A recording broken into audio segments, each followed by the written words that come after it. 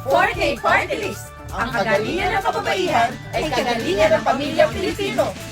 Sa 4K tayo, atin to! Hi! Ako si Helen. Tara at samahan niyo akong alamin ang programa, proyekto, at plataforma ng 4K Party List. Ano ang party list system? Ang party list ay isang sistema kung saan, maliban sa iyong pipiliing kandidato bilang kinatawan ng iyong distrito sa mababang kapulungan, ay maaari kang pumili ng isang partido o samahan na magsisilbing kinatawan ng isang sektor sa Kongreso. Ito ay dinisenyo upang katawanin ang maliliit sa lipunan, mahihirap at naaapil. Paraan din ito upang bigyang tinig ang mga ordinaryong Pilipino sa paggawa ng mga batas at pagpapatupad ng mga programa at proyekto ng pamahalaan. Tandaan, sa party list system, hindi mga personalidad ang iyong iboboto, kundi isang organisasyon at kanilang mga prinsipyo at paninindigan. Ano ang 4K Party List? Ang 4K ay party list ng kababaihang Pilipino at kanilang mga pamilya. Ito ay naglalayong isulong ang kapakanan at kagalingan ng mga babae upang magkaroon ng disente at asensadong buhay. Ipaglalaban ng 4K Party List ang economic empowerment kasabay ang pagbibigay ng pantay na karapatan at proteksyon sa ating mga kababaihan. Paano nagsimula ang 4K Party List? Inilunsad ang 4K Party List noong 2014 sa paniniwala na mahalaga ang papel na ginagampanan ng kababaihan sa pagtaguyod ng pamilya, pagsugpo ng kahirapan, at pagsulong ng kapakanan at kaunlaran ng bayan. Ano-ano ang mga programa at proyekto ng 4K Party List? Kasama sa napakahabang listahan ng mga programa at proyekto ng 4K Party List, ang ilan lamang sa mga sumusunod. Bigasan, sari-sari stores, paggawa ng pabango, sabon, dishwashing liquid, cake, processed food products, paggawa ng damit, basket at iba pang mga handicrafts, medical mission, bloodletting, Zumba, pagsasanay sa food processing, massage therapy, feeding program, community service, cleanup drive, tree planting activities, at iba pa, tulad ng Damayan Program kung saan nagtutulungan ng mga miyembro ng 4K upang magbigay ng pinansyal na tulong sa kapwa-miyembro na lubhang nangangailangan. Ano ang plataforma ng 4K Party List? Ang 4K ay naglalayong palawakin ng kakayahan ng kababaihan at kanilang mga pamilya sa pamamagitan ng pagsusulong ng kanilang pang-ekonomiya, pang-politikal, panglipunan, at pang-taong pag-unlad. Ang mga ito ay isa sa katuparan ng 4K Party List sa pamamagitan ng Lead Program of Government na tumatayo para sa leadership, empowerment, advancement, at development. Leadership o pamumuno.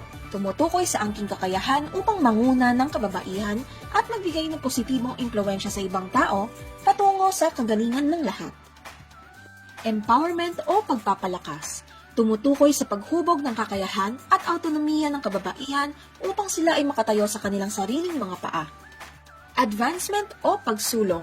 Tumutukoy sa pag-angat ng kababaihan sa posisyon ng pamumuno, lalo na sa pamahalaan at sa anumang larangan na kanilang tahakin. Development o pag-unlad, tumutukoy sa kabuuang pagpapabuti ng buhay ng bawat babae.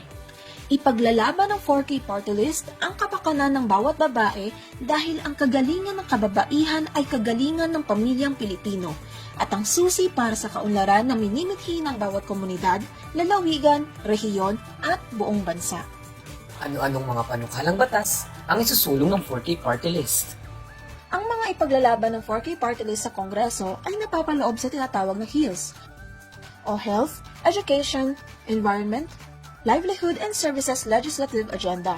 Ang mga ito ay tumutugon sa masalimuot na mga hamong kinakaharap ng kababaihan at nagsisiguro ng kanilang karapatan para sa kalusugan, edukasyon, malinis na kapaligiran, matatag na ekonomiya, at pagkakaroon ng mga halagang serbisyong panlipunan.